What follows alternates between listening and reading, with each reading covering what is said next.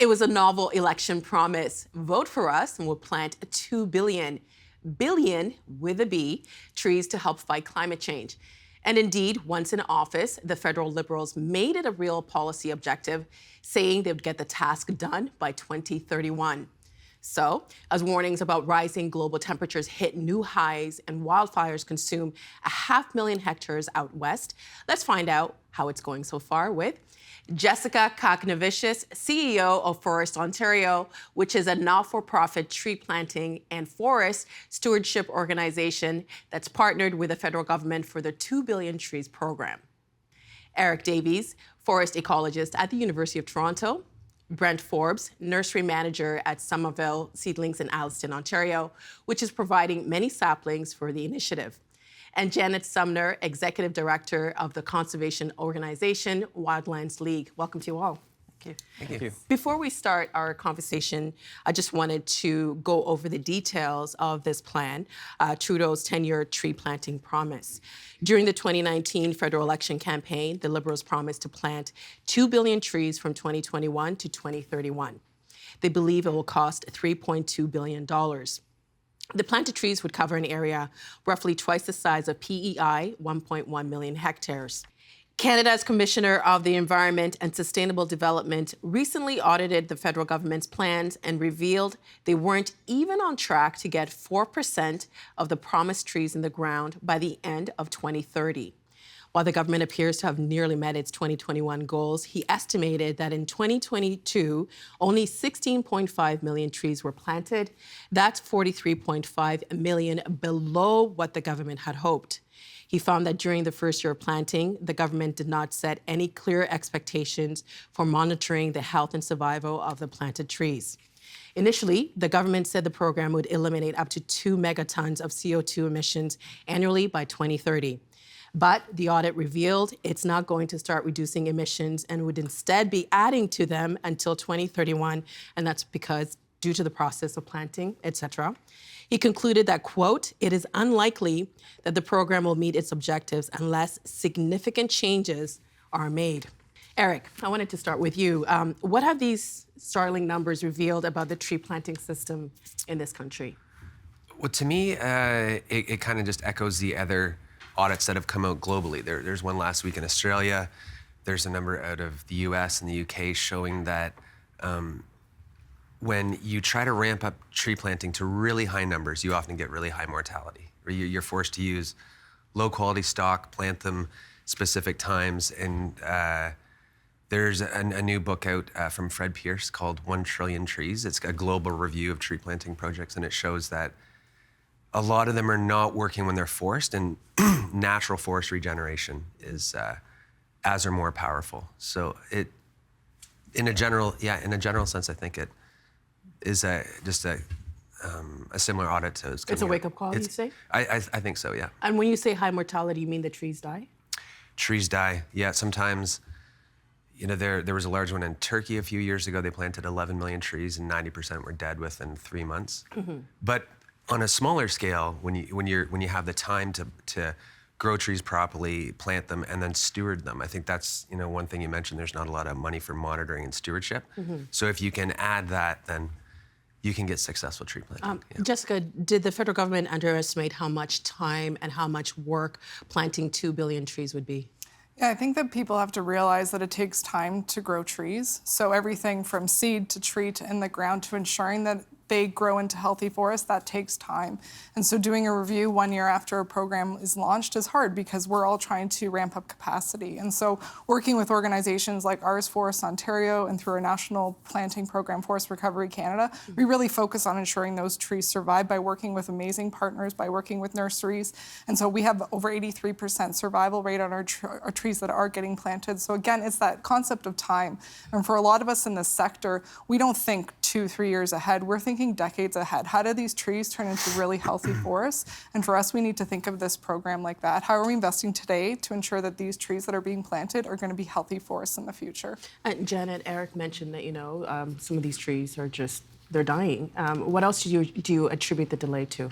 Well, I always expected the delay. And the reason for that is because it takes, to Jessica's point, it takes 3 to 5 years to actually grow the trees, to get the saplings, to plant them in the ground. So that was fully expected in my view, or it should have been. And it also takes time to get the provinces on board. And the provinces have promised, or the federal government designed the program so that the provinces would be delivering, provinces and territories would be delivering over 60% of it. And those agreements have not been forthcoming. At the time of the audit, none had been signed. So we've got one signed now with British Columbia, but we've seen a delay, and that's because provinces are lumping everything into it, whether it's a conservation agreement on nature, the promise around 30 by 30, caribou conservation. And when you do that, it creates delays in the system and getting those agreements signed. So Why aren't the provinces signing? well, because they're trying to negotiate everything and the kitchen sink all at the same time. And so this is taking a delay on this and getting it in, and they've got other demands, et cetera. And they didn't sign up for the 2 billion tree program to start with. It was a federal government promise. Do you think that the federal government should have foreseen this happening? I'm not sure. They were looking for dance partners, and I think that they could have actually had a broader look at who the dance partners could be.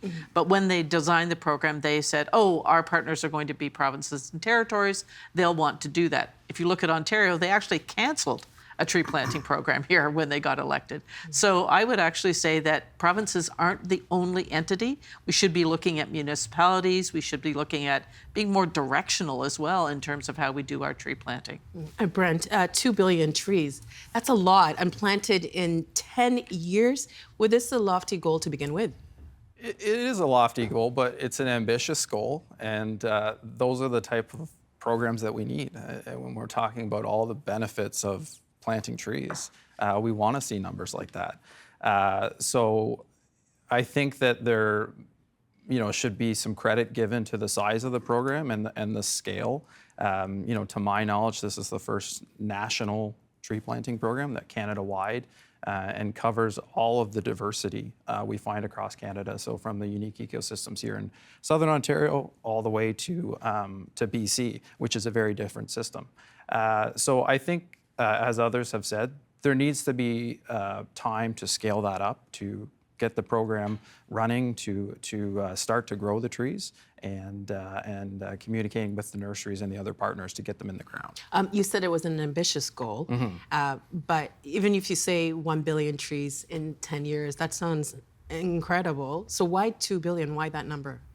I can't speak. Maybe someone else can speak to the exact reason for the 2 billion.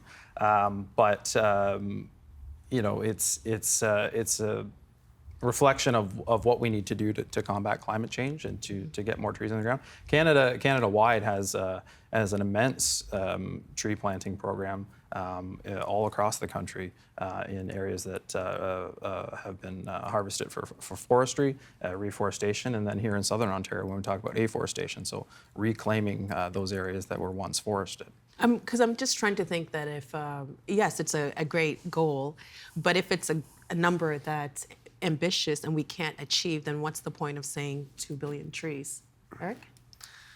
Well, yeah, I think, when this was announced, the 2 billion tree program, everyone I ever knew called me and said, Eric, finally, we've got this national program. And so I think it should be celebrated that we're trying to get our goals high, because climate change is a big goal, biodiversity change is a big goal, and human health, which is the other kind of third goal. So we need to do it. I mean, I think more important than planting trees, though, is stewardship of the ecosystems that already exist across Canada. I mean, so the number itself is not what we should be focusing on. Yeah, it should be more the health of the forest. We should look at, instead of 2 billion trees, it should be like 1 million hectares of Canada's forest should be restored in urban and rural areas, stuff like that. Do you think the 2 billion trees program is planting the right type of trees? No, that's a big problem, actually. Like, if the 3 main goals of the 2 billion tree program are carbon capture, biodiversity enhancement, and human well-being, and I think that all 3 of those are better achieved through stewardship. And like, one thing with the 2 billion tree program is if you look at the species they're recommending to plant, almost half of them are non-native, including invasive species like the Norway maple. So if we're planting non-native invasive species across Canada, we're going to end up with dysfunctional forest ecosystems that are not functioning as ecosystems and not providing carbon capture biodiversity or human health benefits. And I would say too that I think it's really important that you work with partners that are focusing on the right tree in the right place. And so what we mean by that is looking at what's right for the ecosystem, what is going to survive, what is actually going to turn into a healthy forest, and then working with seed collectors, working with nursery partners to grow the right species. So that really comes down to finding the right partners that are committed to that as an organization to ensure that those trees survive. Well, Sorry, yeah, and I think to echo what Jess said, that's one of the most important elements of this program is that we're simply not growing trees and seeing them go out the door and that's the end of it. These are planted and planned by professionals with the correct species for the correct site. And then the tending that we talked about earlier is a critical component of that to see those trees survive for future years. Yeah, I would also, just to follow up on what Eric was saying, this is not a program in isolation either. Canada has a commitment to protect 30% of the country by 2030. So having that program go well and this program, and they're both designed to help us halt and reverse biodiversity loss by 2030. So this is not just a climate change program. It's also about achieving goals for nature. And that's, and when you talk about 2 billion being a big number, yes, it's a big number. But when you say it's the size of PEI, think about how much land we actually do need to restore in this country. So we need an ambitious goal. We need to get out there. We, especially in the urban and near urban areas, places like London, Ontario have a tree canopy goal of over 40%. Looking at Toronto, who wants to plant 55 million trees, actually going with those dance partners and saying, how can we help? How can we get this going? And I think, like, just to add, like, the fact that we have a lofty goal is it's positive to think that we're having these conversations. Like, for us to be going, we need to plant more trees. We're further ahead than we were 10 years ago because society as a whole is promoting this. Government's really advocating for it. So globally, there's a need and there's a recognized participation in increasing forest cover, restoration efforts. And so the fact that we're having a conversation like that is really exciting. Eric, would you say that the 2 Billion Trees program has been driven by science? No, I think that's actually one of the biggest issues. When I participated through USC Forestry on all the information sessions, and I was surprised when they took the stock of who's in it. Scientists were the least represented group at 3%. So Was that surprising to you? it Why was that was surprising to you? well because I think really everything should be science-driven, evidence-based policy, right? Yeah. And I think it's that working with, at the same time, scientists can go too fast and get too ambitious, like they did with the Trillion Tree Program. That came out of some, scientific papers that were overly ambitious. And so you need to temper that with groups like Forest Ontario, Somerville, who have the experience to know how to get it done. But more science-driven planting, and this is where the ecosystem restoration gets in, linking with Canada's other objectives like conserving Canada's forest land and restoring the health of it. Janet, you're nodding?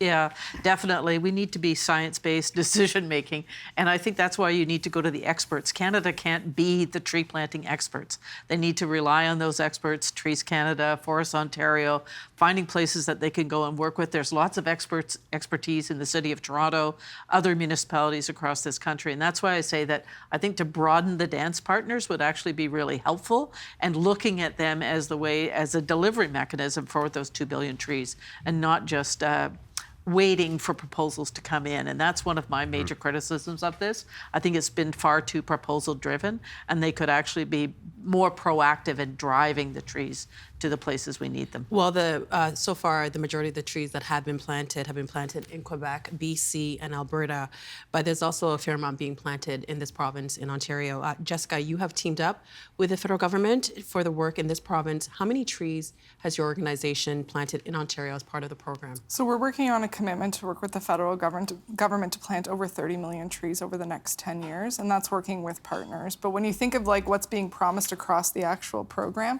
65% of that is going towards provincial and territorial governments, and 25% is going towards private land across Canada. So we work mostly with private landowners in Ontario to help them establish forest cover. So that also takes time. So we get back to, why is it delayed? We have to work with individual landowners to find places to plant trees, then find the seeds and the trees to get them in the ground, work with our nursery partners to grow the trees. So it does take time and investment, but we're excited about the opportunity to contribute to the program and look for ways to scale it across Canada. You mentioned it was 30 million over 10 years, and some of your partners are private. Who else is planting these trees? There's a lot of other nonprofit organizations as well as private companies that are planting lands, including Indigenous organizations and communities.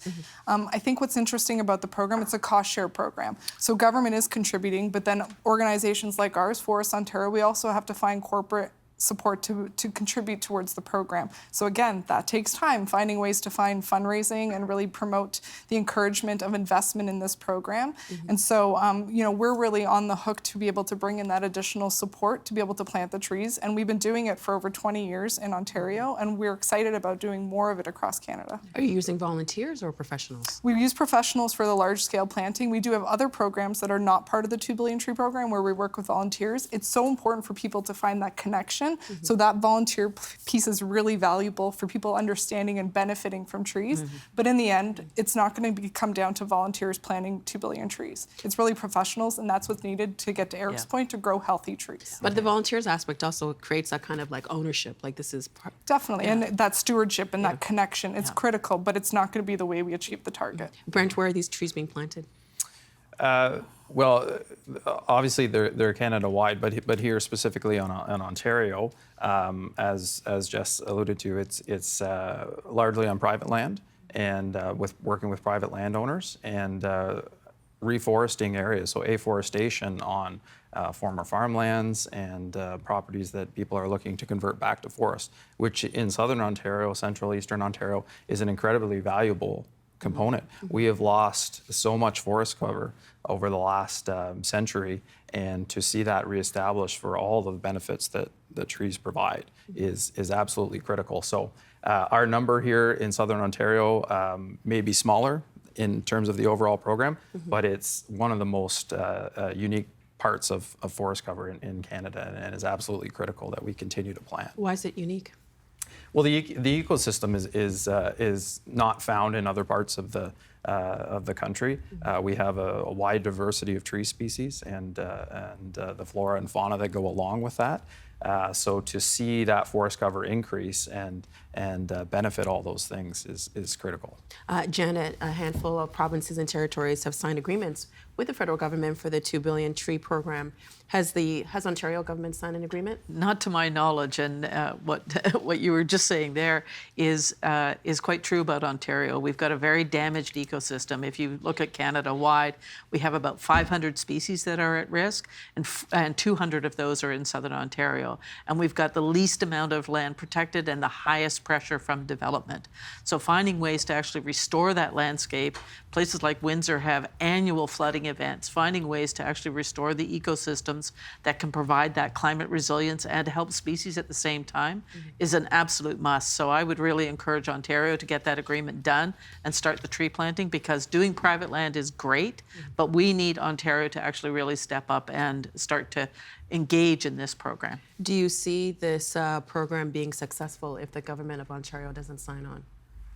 I mean, if all the other provinces sign on, it could totally be successful, but it will be a failure for these ecosystems, because this program is not just about the 2 billion trees. It's about restoring nature, achieving that target of halting and reversing biodiversity loss, and helping on climate change. So if Ontario chooses not to participate, that will be unfortunate and be damaging for these ecosystems, but they may achieve their 2 billion target.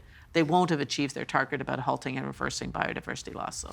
Eric, you've said the program should be focused on natural regeneration instead of artificial regeneration. Yeah.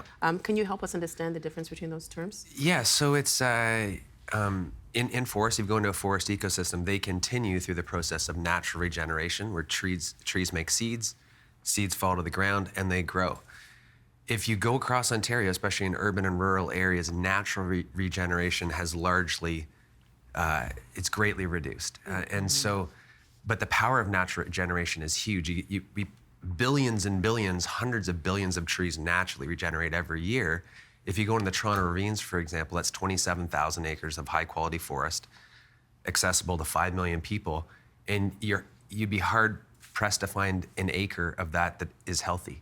Yeah. It's invaded with non-native tree species. There's very low natural regeneration. So we should really be focusing on going around to the already existing forests in our parks and hedgerows of farm fields. Everywhere you go, they're full of invasive species. All these conservation groups that are getting land, the amazing stewardship groups, they need more funding to go in there, remove invasive species, get volunteers in, and help that natural regenerative process happen. How's that different from this program? Well, tree planting is what they call artificial regeneration, and it's very important. Sometimes it's the most important because it's the most technical. I mean, you look at the work that they do at Somerville. Brett's one of the best tree growers in Ontario, and Janet mentioned species at risk. There's lots of species. Most of the native tree species in Ontario are declining everywhere. I think tree planting should be focused on getting high quality local native trees into the ground to subsidize natural regeneration.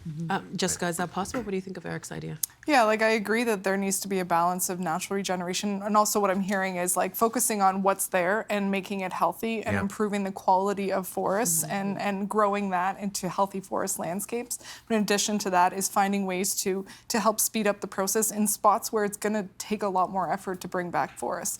Degraded farmland isn't going to naturally regenerate in the time frame that we need, or really might not regenerate with the species that we need. So that artificial regeneration or the tree planting is important to speed up the process, especially if we're looking at these forests contributing to that climate change impact in the long term. It helps to do the tree planting to speed up that process. Brent, Eric said you're one of the best in the province. We don't really understand how this works. How does this work? Yeah, it's a complex process, and one of the challenges with the program is when growing trees is the time frame that it takes.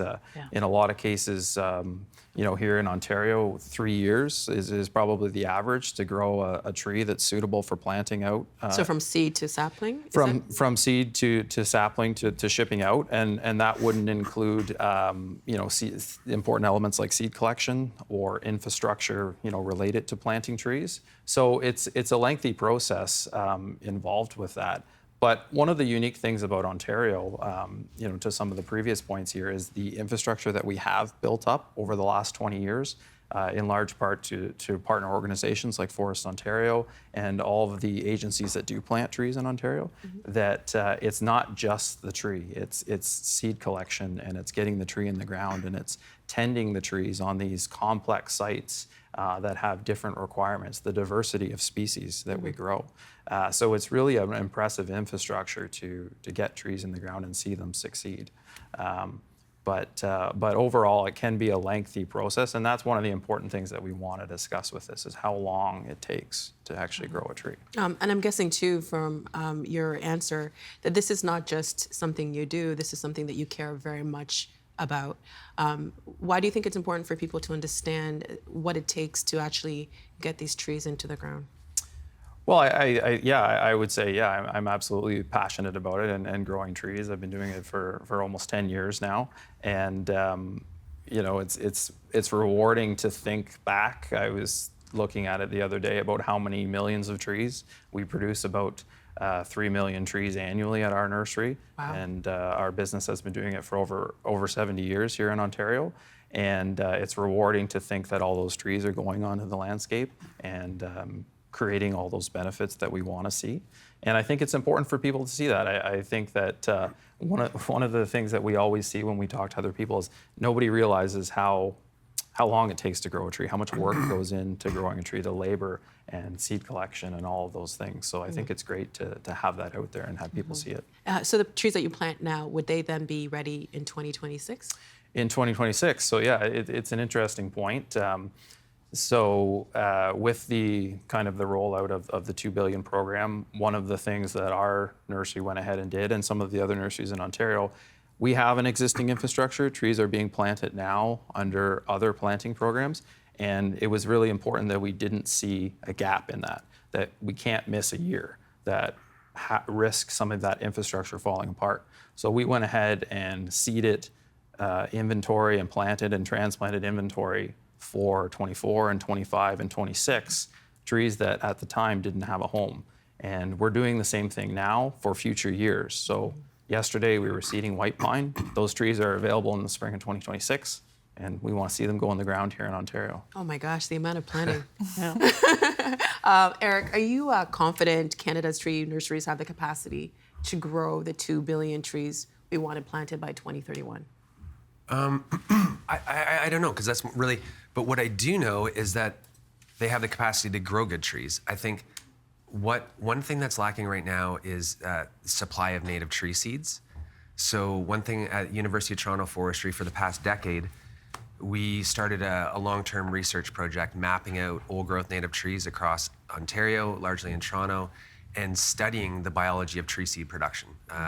And we've learned a lot, because one of the things, again, Somerville was actually an early partner about 10 years ago. And we're giving some of these seeds of the local old-growth trees to nurseries that can start growing local native species. And again, it's really hard to get that. So that's something I think if we can help the tree nursery industry, scientists can, ecologists can, everything, from helping provide local seeds and then even locally planting those trees in a great way, giving them the follow-up stewardship they need. Does anybody here think that we can meet that target by 2031? So I think one of the things that Eric was just mentioning is actually really important, is that we always expected that lag. There was always going to be a lag because you needed to start planting them. But I applaud Somerville, because if they've already been proactive about this, that's really great. What needed to happen, though, was we actually needed to start funding the supply chain. And what we did instead was the program was designed to say, well, let's fund the demand side, and then that will actually increase the supply. And I think we need to do both at the same time if we actually wanted to meet that target. And we're not going to meet the target unless provinces start to step up, because they're 65% of the challenge here. So we really need provinces to come on board.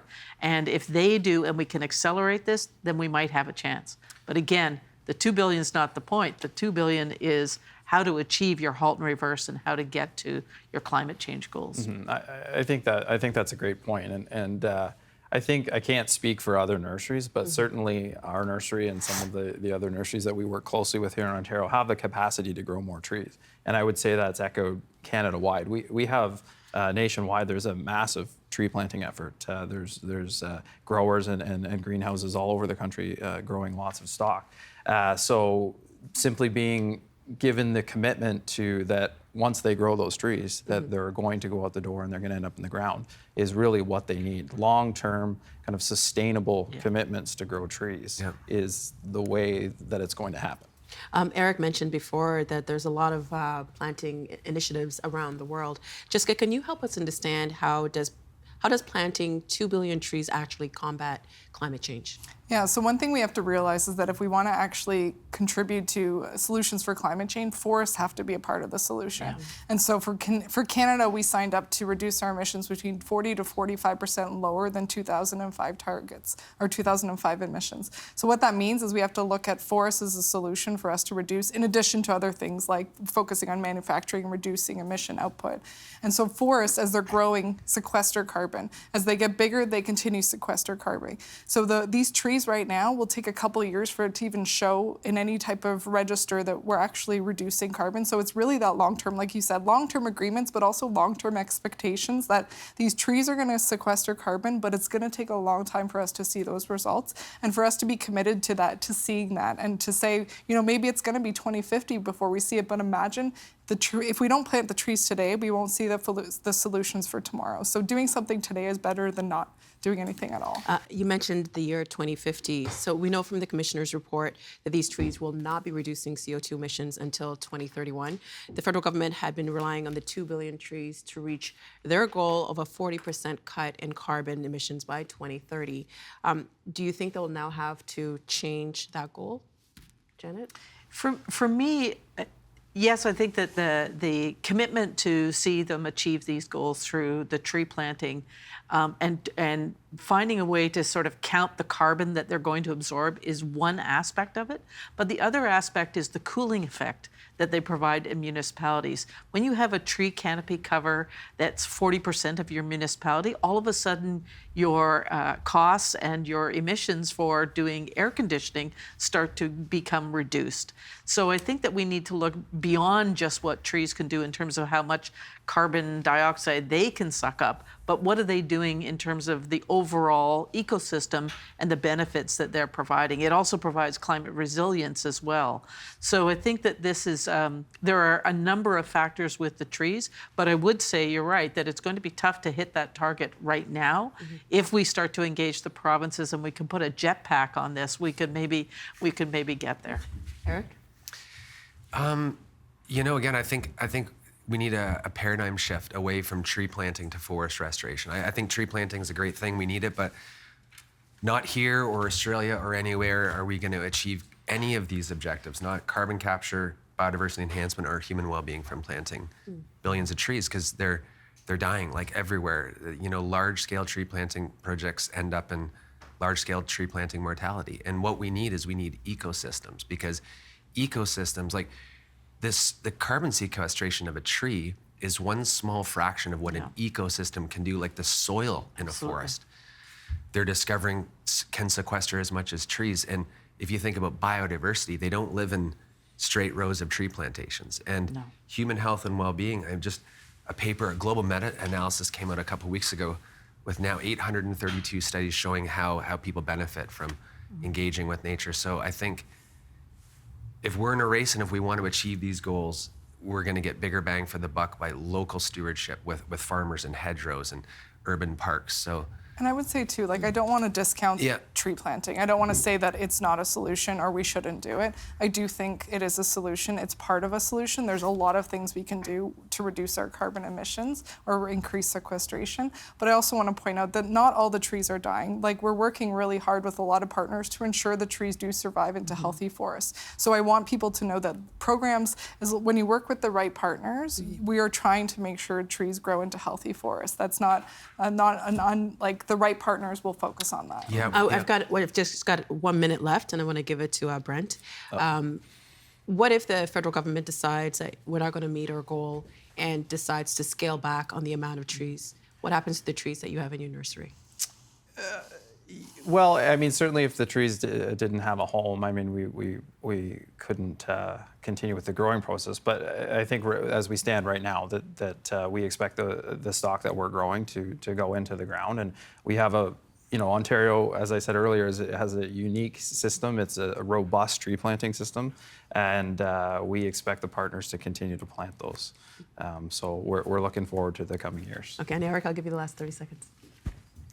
Well, I think echo what you all said, is that it's an exciting time to be in tree planting, forest restoration, all of this stuff, and somehow, like this panel discussion shows, it's bringing in all these elements together and in a complementary way. So we're heading into a long weekend, and the thing that I want to do the most is go to a park and just lay underneath a tree and enjoy being outside. So thank you so much for helping us understand this issue. We really appreciate your time and you all driving into the studio. Thank you. Thanks so much. Thank you so much. The Agenda with Steve Paikin is made possible through generous philanthropic contributions from viewers like you. Thank you for supporting TVO's journalism.